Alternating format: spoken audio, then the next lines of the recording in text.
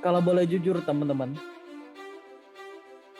banyak orang Kristen sekarang sebetulnya nggak ngerti Injil yang murni yang diajarkan oleh Tuhan Yesus. Kenapa? Kok begitu? Iya, sebab kebanyakan orang Kristen hari ini terjebak spirit agama. Spirit agama nih. Artinya hanya berfokus pada hal-hal yang bersifat lahiriah, yang kelihatan. Nanti kita akan bandingkan. Dan memang harus dibandingkan antara konsep perjanjian lama dan konsep perjanjian baru. Supaya kita bisa ngerti sebetulnya apa sih yang Tuhan kehendaki bagi umat perjanjian baru. Tentu umat perjanjian baru itu siapa? Kita yang tinggal di zaman perjanjian baru atau zaman anugerah.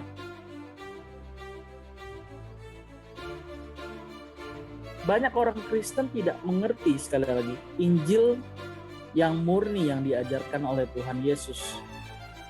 Mereka masih mengenakan secara harfiah ayat-ayat perjanjian lama sebagai standar hidup. Kita nggak salah belajar perjanjian lama. Tapi kalau kita nggak teliti, kita nggak jeli, lalu mengenakan secara harfiah itu artinya apa yang tertulis di sana ya kita anggap itu juga untuk kita, umat perjanjian baru. Sebagai standar hidup kita. Nah ini masalah sebetulnya. Ini masalah. Banyak orang menganggap bahwa standar hidup umat perjanjian lama, yaitu bangsa Israel, bisa dikenakan oleh umat perjanjian baru, yaitu orang yang percaya kepada Tuhan Yesus. Di banyak gereja juga diajarkan pengajaran yang berlandaskan ayat-ayat perjanjian lama yang dikenakan untuk umat perjanjian baru tanpa mengerti konteks ayat-ayat tersebut. Misalnya, pernah dengar gak pengajaran atau di dalam doa di gereja dikatakan kamu akan menjadi kepala bukan menjadi ekor. Kamu akan terus naik tidak pernah turun, begitu ya. Itu kan sebetulnya untuk bangsa Israel itu, bukan untuk kita. Inilah yang dinamakan mengenakan ayat-ayat dalam perjanjian lama secara harfiah tanpa mengerti konteks.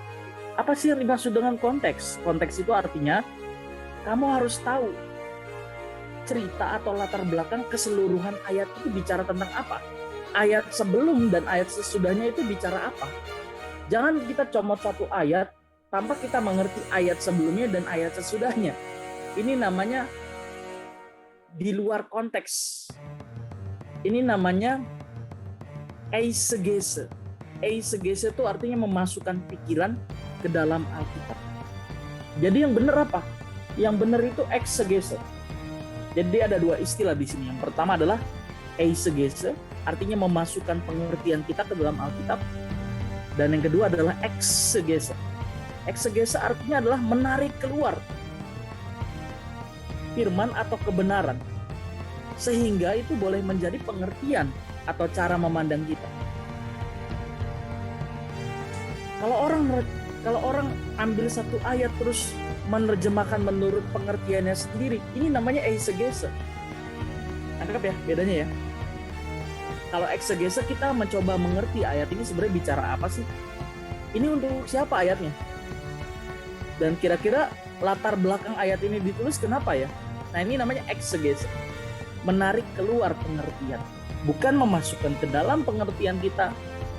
Lalu dengan sesuka hatinya kita mengartikannya sesuai dengan keinginan kita. Bukan. Misalnya, contoh lain lagi. Contoh apa tuh? ayat-ayat perjanjian lama yang dikenakan untuk umat perjanjian baru tanpa mengerti konteksnya. Contoh lainnya adalah pola atau cara ibadah perjanjian lama dikemas dalam liturgi model baru, tetapi esensi atau intinya tetap sama, yaitu pola keberagamaan Israel kuno. Jadi orang Kristen sekarang sama aja. Kebanyakan ya, saya tidak mengatakan semua ya. Kristen itu bukan agama, teman-teman. Sebelumnya kita udah bahas ya, Kristen itu bukan agama. Kristen itu jalan hidup. Artinya mencari maunya Bapa dan melakukan. Dalam hal ini yang menjadi hukumnya adalah kehendak Allah sendiri atau Tuhan sendiri. Bukan hukum atau syariat, bukan. Dalam hal ini yang menjadi hukumnya adalah Tuhan sendiri. Maksudnya kehendak Allah sendiri. Kalau perjanjian lama kan jangan mencuri, jangan membunuh, jangan berzina. Itu kan melakukan apa yang tertulis. Kalau kamu tidak membunuh, tidak berzina, kamu berkenan. Tapi dalam perjanjian baru nggak bisa. Nggak bisa. Nggak bisa kita mengenakan standar perjanjian lama. Kalau dalam konteks pembahasan kita hari ini ya tentang menyembah itu. Pola keberagamaan yang dikemas dalam liturgi model baru. Yang esensinya atau nilainya tetap sama. Yang intinya tetap sama. Yaitu pola keberagamaan Israel kuno. Pola keberagaman Israel kuno. Hal ini misalnya tampak dengan anggapan bahwa Tuhan menyukai nyanyi-nyanyian yang diiringi musik. Kalau begitu musik harus selengkap mungkin. Tuhan dianggap disukakan dengan tarian, tepuk tangan, bunyi gambus dan rebana, sorak-sorai, dan sebagainya.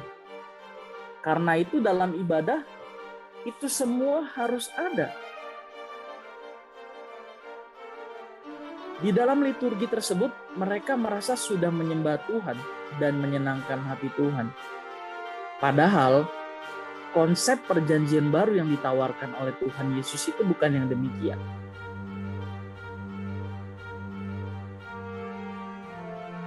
Model atau liturgi, olah keberagamaan seperti yang sebelumnya telah dibahas itu hanya cocok untuk perjanjian lama.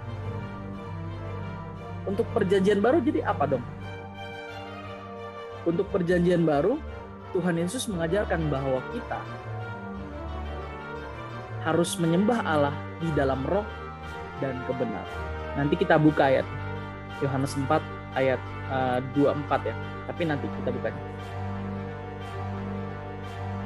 Jadi menyembah Allah bukanlah menyembah seperti konsep perjanjian lama.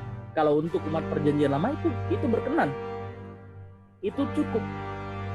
Tapi kalau standar perjanjian lama dilakukan untuk umat perjanjian baru, kita belum bisa dibilang berkenan.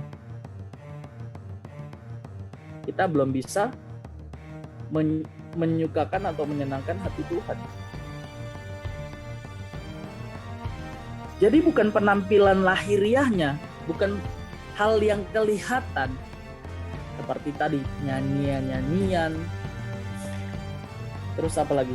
Tarian, tepuk tangan, bunyi gambus dan rebana dan sorak-sorai. Yang semuanya itu harus ada di dalam ibadah.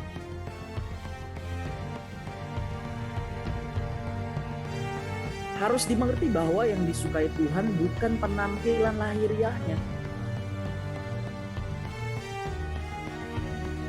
Kita ibadah harus full band, kalau enggak nyampe ke hadirat Tuhan. Ini apaan sih? Pernah dengar kayak gitu nggak? Jadi alat musik harus selengkap mungkin.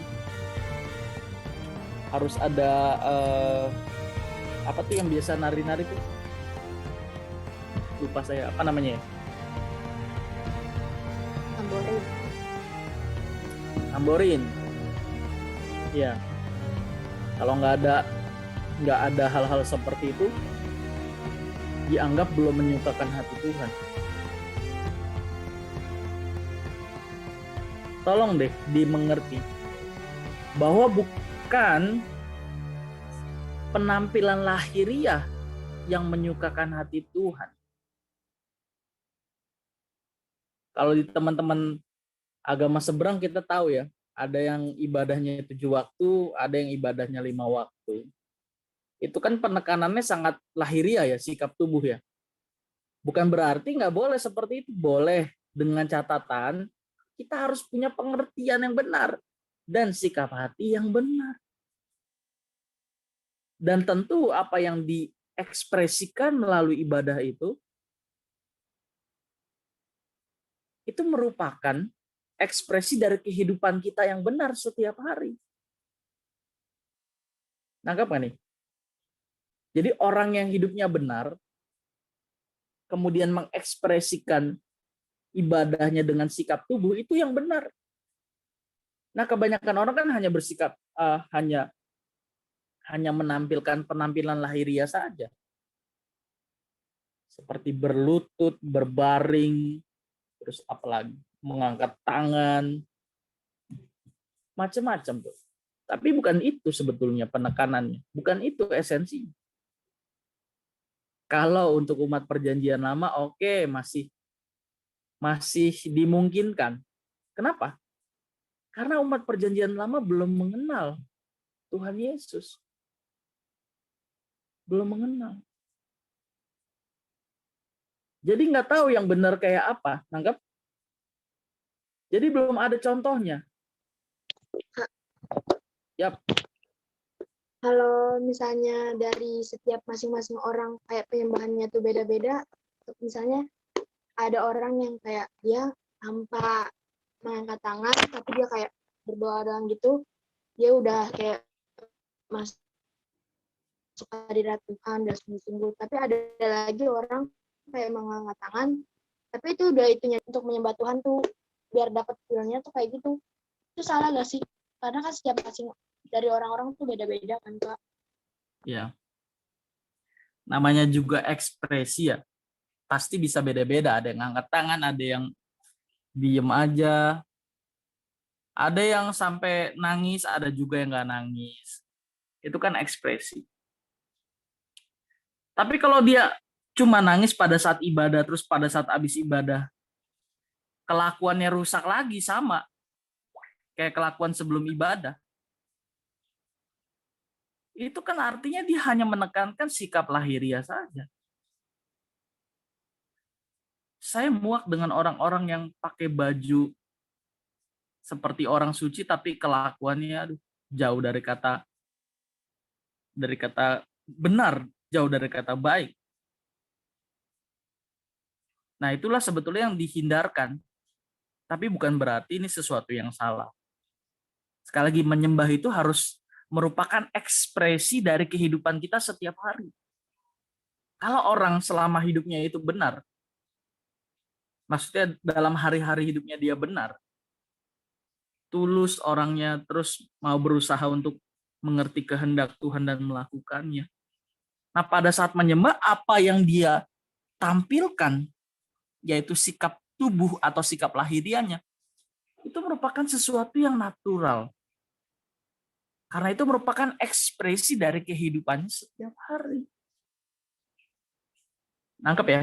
Nangkep? Jadi bukan, teman-teman pasti ngerti deh. Teman-teman bandingkan aja dengan diri teman-teman sebelum teman-teman tahu kebenaran firman seperti ini. Dulu sebelum belajar firman, pada saat kita menyembah dan memuji Tuhan, ya kita angkat tangan. Kita nyanyi, ikutan nangis juga, tapi nggak ada feel-nya. Feel-nya pada saat ibadah juga. Pada saat ibadah saja, bukan ibadah juga. Setelah ibadah ya sama aja. Jadi untuk apa semua penyembahan itu? Untuk apa semua air mata itu? Kalau pada akhirnya, ujung-ujungnya sama aja. Kosong.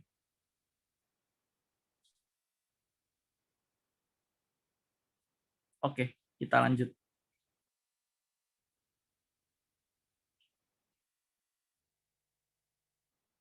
Jadi sekali lagi, harus dimengerti bahwa yang disukai Tuhan bukan penampilan lahiriahnya, melainkan isi perjalanan hidupnya setiap hari. Sikap dan penampilan lahiriah berupa nyanyian, tarian, dan sorak-sorai, tepuk tangan, dan sejenisnya, itu bukan merupakan hal yang utama. Bukan hal yang utama. Tentu hal ini bukan berarti liturgi atau kebaktian semacam itu harus dibuang. Bukan. Cuma penekanannya bukan di situ. Gini maksudnya. Kak, berarti salah dong kalau kita nyanyi terus sorak-sorai, angkat tangan. Enggak, bukan berarti salah dan itu harus dibuang. Bukan. Tapi bukan di sana tekanannya. Tekanannya adalah kita berusaha hidup benar setiap hari, dan melalui penyembahan itu kita mengekspresikan kehidupan kita setiap hari. Itu yang benar.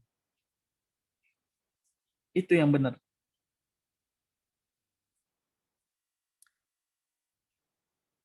Jadi bukan berarti liturgi atau kebaktian yang menampilkan sikap lahiriah itu harus dibuang, bukan. Justru liturgi atau kebaktian itu harus dilakukan berlandaskan pengertian terhadap kebenaran firman Tuhan. Nanti teman-teman mulai dapat gambaran jelasnya kalau kita udah masuk pembahasan menyembah Allah di dalam roh dan kebenaran. Kalau nggak cukup kan kita lanjut ya. Jadi kita nggak usah buru-buru, kita pelan-pelan aja. Yang penting teman-teman dapat nangkep ya. Oke, kita lanjut.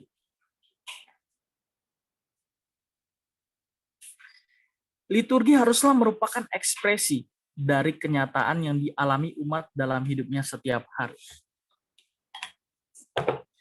Liturgi haruslah merupakan ekspresi dari kenyataan yang dialami umat atau kita dalam hidupnya setiap hari. Kalau orang senang ekspresinya apa? Kalau orang senang apa? Senyum, ketawa, terus apa lagi? Matanya berkaca-kaca bisa. Orang sedih ekspresinya apa? Happy. Nangis, apa lagi? Muram. Terus apa lagi? Apa lagi terus? Senggol bacok, gampang bete. Sensitif ya, sensitif. Macam-macam. Itu ekspresi. Kita bahas soal ekspresi ya. Kalau orang senang tadi, senyum, ketawa, matanya berkaca-kaca, wajahnya semeringah ya. Kalau orang sedih ya nangis, murung. Nah itu, kita sedih, ekspresi kita nangis. Sama halnya dalam hal menyembah. Kita menyembah Tuhan. Kalau hanya sekedar penekanannya sikap tubuh atau hal-hal yang bersifat lahiriah, sebenarnya kita nggak ngerti error perasaan kita. Kok kita tiba-tiba nangis ya? Buat apa kita nangis? Kok tiba-tiba kita ketawa? Kita nggak ngerti untuk apa kita mengekspresikan itu. Nangkep? Nangkep nggak nih? Kalau tadi orang sedih nangis, orang seneng ketawa, senyum, semeringah. Itu ekspresi yang benar, ya. Nah ini kalau kita bicara penyembahan, hidupnya setiap hari nggak jelas. Terus pada waktu ibadah dia mengangkat tangan seolah-olah hidupnya benar. Ya bukan berarti saya mau menghakimi mereka ya atau menghakimi orang yang seperti itu, enggak. Ini cuma contoh. Sebenarnya dia nggak ngerti untuk apa dia mengekspresikan ngangkat tangan, bahkan sampai nangis. Kalaupun nangis, itu paling keinget dosa-dosanya dia ya. Diingetin. Iya apa enggak ya nih? Ngaku lah. Bener ya? Iyalah. Karena dulu saya kayak gitu. Tapi setelah ngerti, oh ternyata penyembahan yang benar itu harus menyembah Allah di dalam roh dan kebenaran. Jadi mulai sekarang kita harus ngerti untuk apa kita mengangkat tangan, untuk apa. Kenapa ya kok gue nangis ya?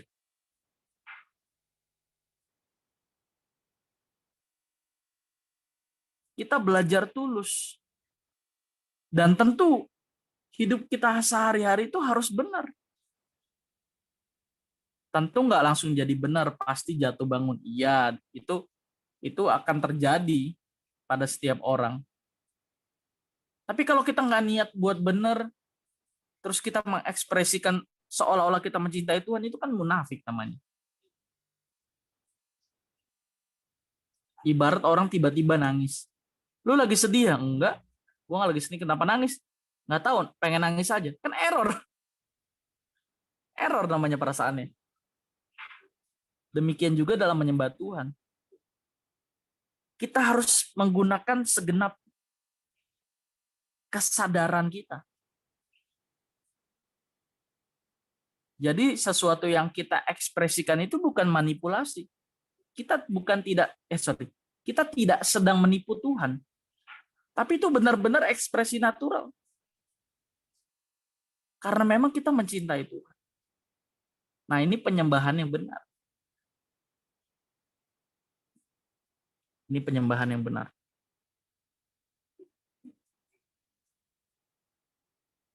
Kita kembali ke konsep tadi ya.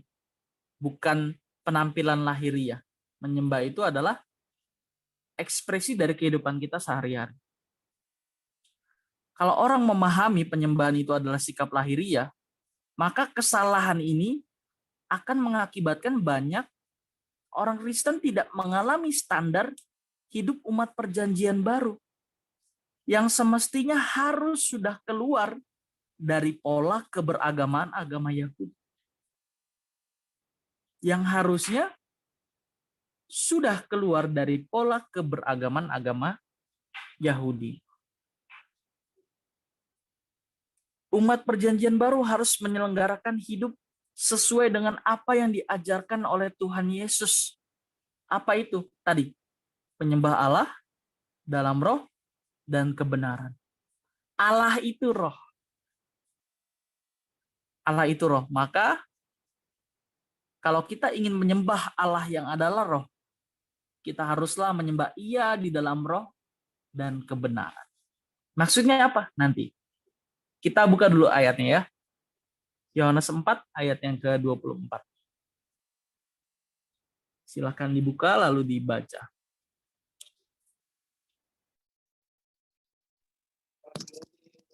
Yohanes 4 ayat 24, Allah itu roh dan barang siapa menyembah Dia harus menyembahnya dalam roh dan kebenaran. Oke, ulang. Lebih keras suaranya.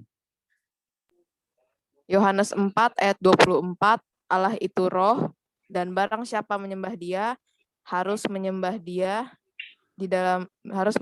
dalam roh dan kebenaran. Iya. Allah itu roh. Dan barang siapa menyembah Dia haruslah menyembahnya dalam roh dan kebenaran. Oke, ayatnya cukup. Dalam kekristenan itu yang penting adalah bagaimana seseorang mengisi hari hidupnya sesuai dengan gaya hidup Tuhan Yesus. Dalam kekristenan, yang penting adalah bagaimana seseorang mengisi hari hidupnya sesuai dengan gaya hidup Tuhan Yesus. Jadi ketika kita menyembah, itu merupakan ekspresi dari kehidupan kita sehari. Jadi kalau ditanya menyembah itu apa? Menyembah itu artinya memberi nilai tinggi. Menyembah itu apa? Menyembah itu artinya adalah ekspresi dari kehidupan kita sehari-hari. Yang tadi memberi nilai tinggi Tuhan. Oke, kita lanjut. Sekarang kita mau bahas tentang kata menyembah. Kata menyembah. Format ibadah Kristen yang dikemukakan oleh Tuhan sebagai pembanding dengan agama adalah menyembah Allah dalam roh dan kebenaran. Jadi Tuhan memang membandingkan format ibadah Kristen dengan agama pada umumnya. Apa perbedaan tadi? Orang Kristen penekanannya bukan sikap tubuh atau sesuatu yang lahiriah, tapi menyembah Allah dalam roh dan kebenaran. Nah, untuk memahami apa yang dimaksud dengan menyembah Allah dalam roh dan kebenaran, kita perlu memahami terlebih dahulu apa sih yang sebetulnya dimaksud dengan menyembah itu. Jadi sekarang kita mau bahas etimologi ya. Etimologi itu asal-usul kata. Kata menyembah dalam perjanjian lama dan perjanjian baru. Mungkin bisa dibantu untuk notes supaya kita bisa membandingkannya.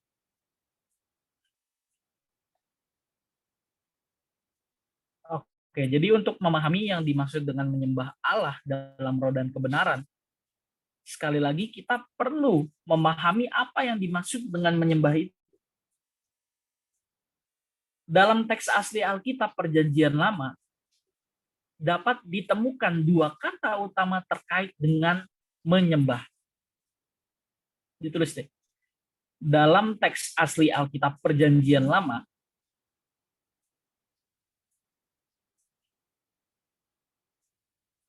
oke, dapat ditemukan dua kata utama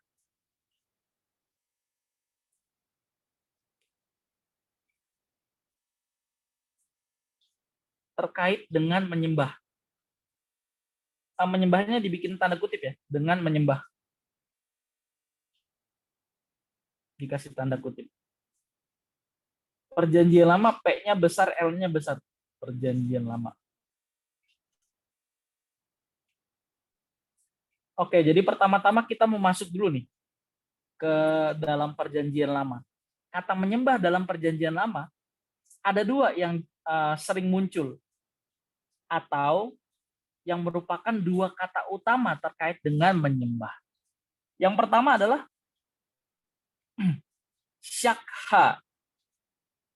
Tulisannya adalah S-H-A-K-H-A.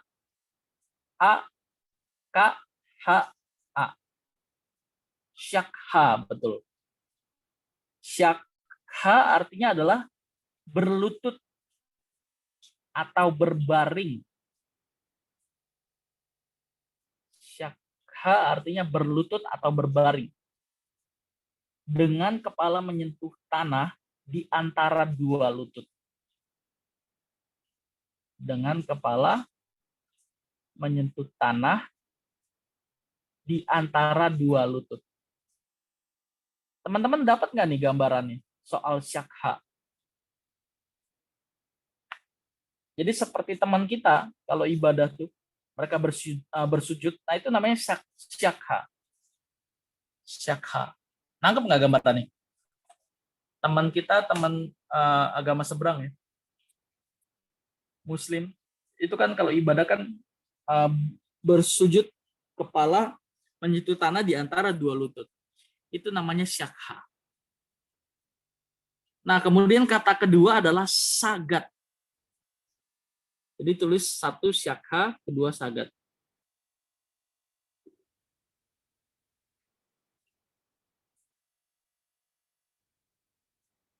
Ejaannya gimana, Kak? Biasa, sagat. Sagat. Sagat, ya. Pakai D. Sagat. Yes. Artinya adalah lebih menekankan sikap tubuh. Lebih menekankan sikap tubuh. Yaitu menyembah dengan berbaring tiarap. Yaitu dengan berbaring tiarap di tanah dengan wajah mencium tanah.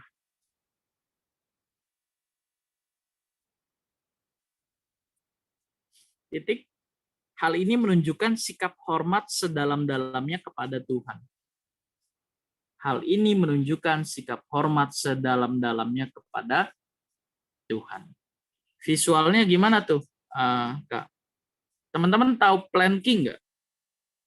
Tahu planking tiarap? Pernah lihat teman-teman kita di Katolik kalau ada yang ditahbiskan imamnya, mereka tiarap, tengkurap? Tapi tahu lah ya, tengkurup lah ya. Tahu tiarap ya? Tahu ya? Nah, itu namanya sagat. Artinya memberi penghormatan setinggi-tingginya. Atau sikap hormat sedalam-dalamnya kepada Tuhan. Nah, ini dua kata utama terkait kata menyembah di dalam perjanjian lama.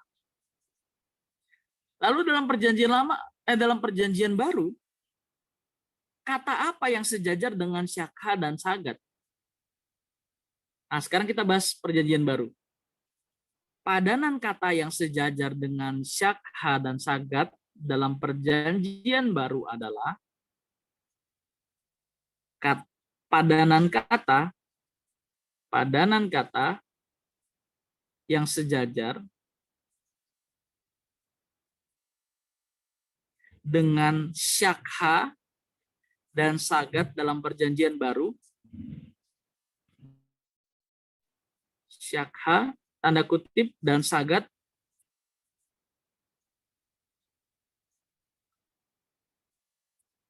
ya, dalam perjanjian baru.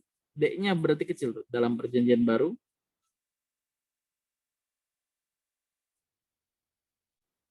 Oke. Adalah proskuneo. Proskuneo tulisannya gimana tuh? Biasa pros, ki, huruf kecil. Ya, tapi nggak apa-apa, huruf gede juga nggak apa-apa, nggak ada masalah. Pros, biasa pros. Proskineo. Proskineo. Proskuneo juga nggak apa-apa. Proskineo atau proskuneo. Proskuneo. Itu i-nya diganti huruf y. Yes. Atau proskuneo. Titik. Kata ini berasal dari kata kerja kineo. Kata ini berasal dari kata kerja kineo. Kineo pakai y ya, kineo. I-nya diganti y. Kineo. Nggak pakai y lagi belakang. Ya, betul. Yang berarti mencium atau tunduk. Yang berarti mencium atau tunduk.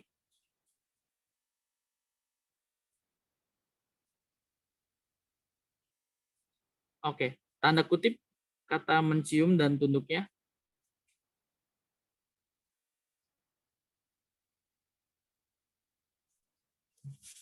Sudah? Oke. Atau bisa juga diartikan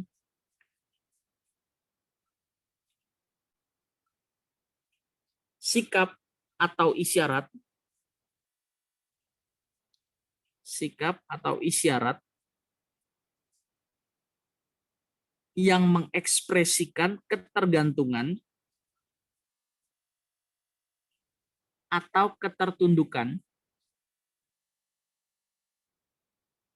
seseorang kepada tokoh, ketergantungan atau ketertundukan seseorang kepada tokoh yang otoritasnya lebih tinggi. Koma.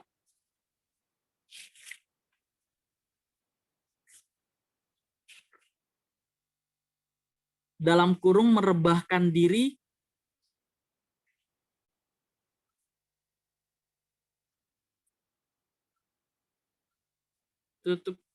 tutup kurung, koma, menyembah.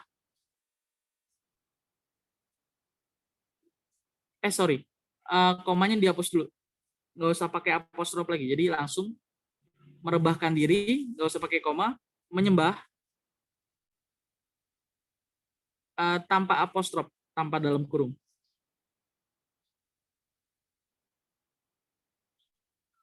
Oke. Koma, memberikan penghormatan resmi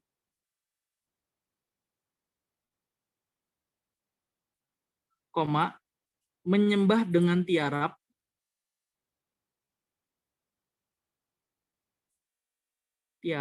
koma, memuja, koma, menyambut dengan penuh hormat.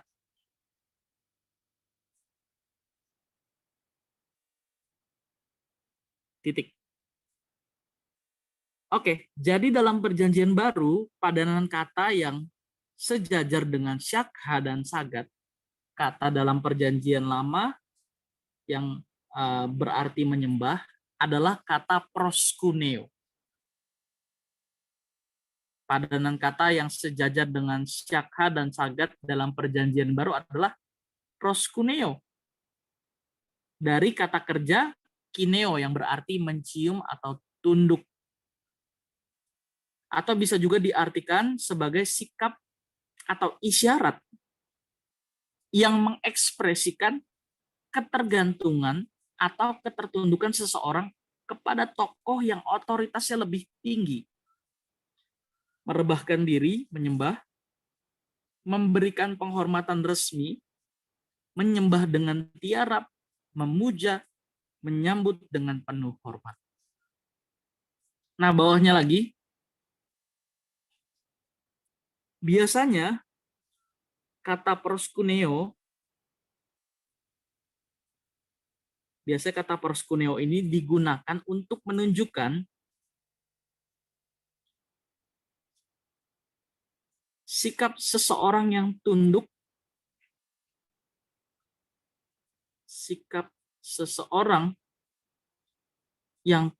mencium tangan orang yang lebih terhormat.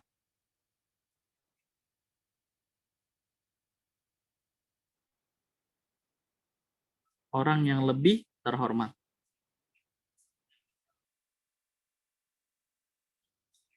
Titik. Nah, sekarang dalam arti luasnya. Dalam arti luas, kata proskuneo berarti memberi nilai tinggi.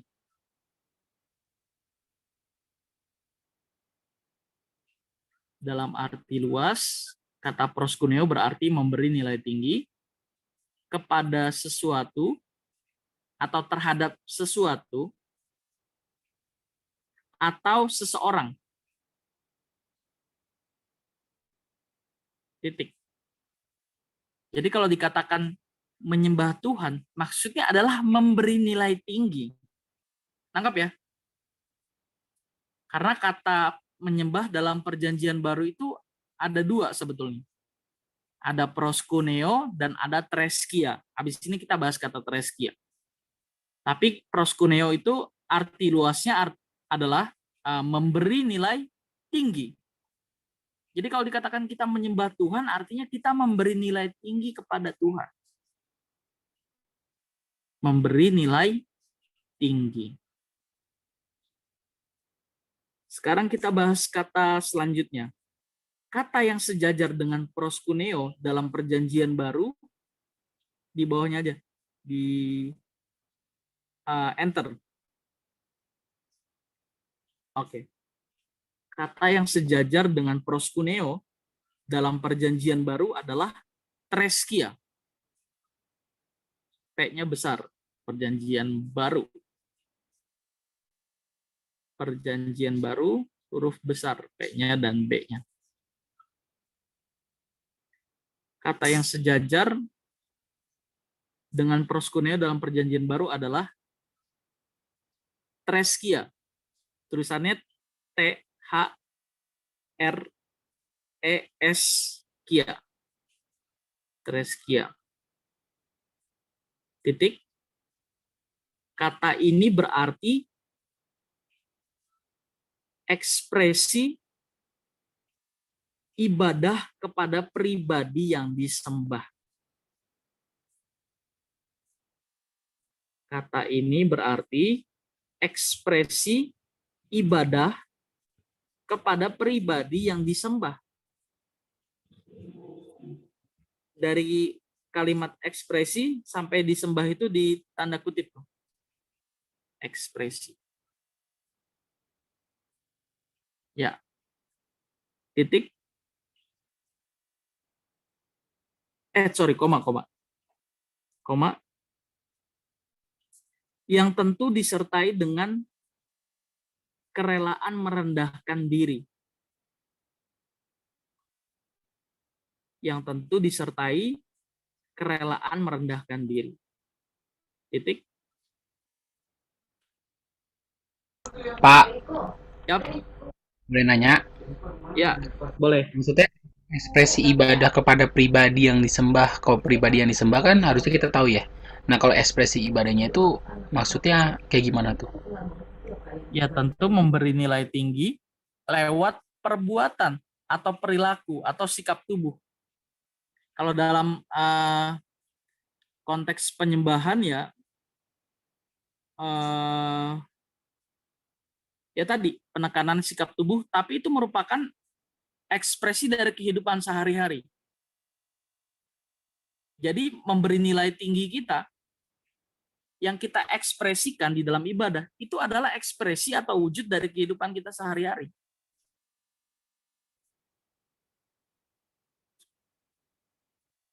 Berarti bisa dibilang ekspresi tubuh. Tadi apa? Ekspresi tubuh itu berarti dari sikap kita setiap harinya ya dalam menjalani hidup gimana ya?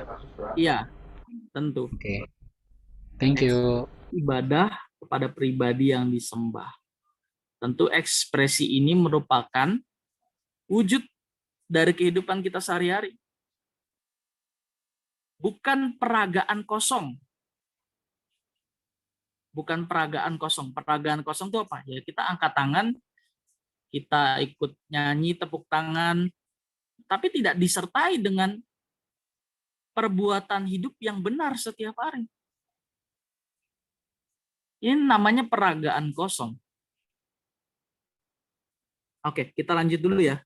Ini hari ini kita bahas etimologinya dulu ya, biar nanti next pertemuan lebih enak. Saya bisa langsung memberikan implikasi dan aplikasinya. Implikasi artinya keterkaitannya apa sih sama kehidupan kita sehari-hari? Dan gimana sih cara menerapkannya? Oke, kita lanjut dulu ya. Nanti teman-teman silakan bertanya yang bagian mana yang belum jelas. Oke. Jadi menyembah berarti sikap hati yang menganggap Tuhan sebagai nilai tertinggi dalam kehidupan ini. Jadi menyembah berarti ditulis diketik betul. Jadi menyembah berarti sikap hati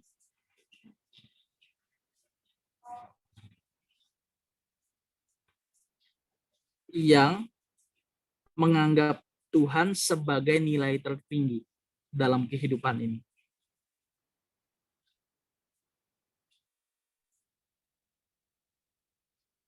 Hanya dialah yang layak dihormati setinggi-tingginya dan dipuja. Hanya dialah yang layak dihormati setinggi-tingginya dan dipuja. Titik. Oke, kita sampai sini dulu ya teman-teman ya. Jadi nanti ini boleh silakan di-share ke teman-temannya, dipelajari ulang. Nanti minggu depan kita lanjut lagi ya.